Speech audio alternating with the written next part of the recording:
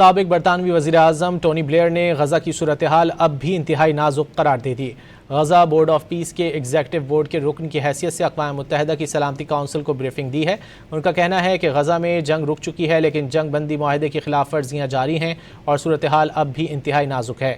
خوراک کی فراہمی میں بہتری آئی ہے، لیکن بہت سے لوگوں کے لیے زندگی اب بھی انتہائی مشکل ہے۔ ٹونی بلیئر کے مطابق غزہ کا انتظام سنبھالنے کے لیے نیشنل کمیٹی قائم کی جا چکی ہے اور انٹرنیشنل اسٹیبلائزیشن فورس نے اپنا ابتدائی جائزہ مشن مکمل کر لیا۔ سلامتی کونسل کو بریفنگ دی گئی کہ حماس کے ساتھ غیر مسلح ہونے سے متعلق مذاکرات جاری ہیں اور اس کے بعد فوری طور پر اہم پیش رفت متوقع ہے۔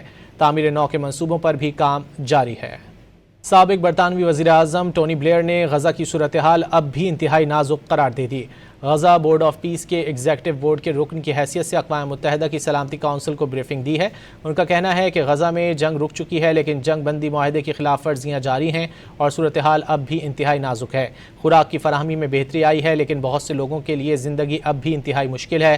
ٹونی بلیئر کے مطابق غزہ کا انتظام سنبھالنے کے لیے نیشنل کمیٹی قائم کی جا چکی ہے اور انٹرنیشنل اسٹیبلائزیشن فورس نے اپنا ابتدائی جائزہ مشن مکمل کر لیا۔ سلامتی کونسل کو بریفنگ دی گئی کہ حماس کے ساتھ غیر مسلح ہونے سے متعلق مذاکرات جاری ہیں اور اس کے بعد فوری طور پر اہم پیش رفت متوقع ہے۔ تعمیر نو کے منصوبوں پر بھی کام جاری ہے۔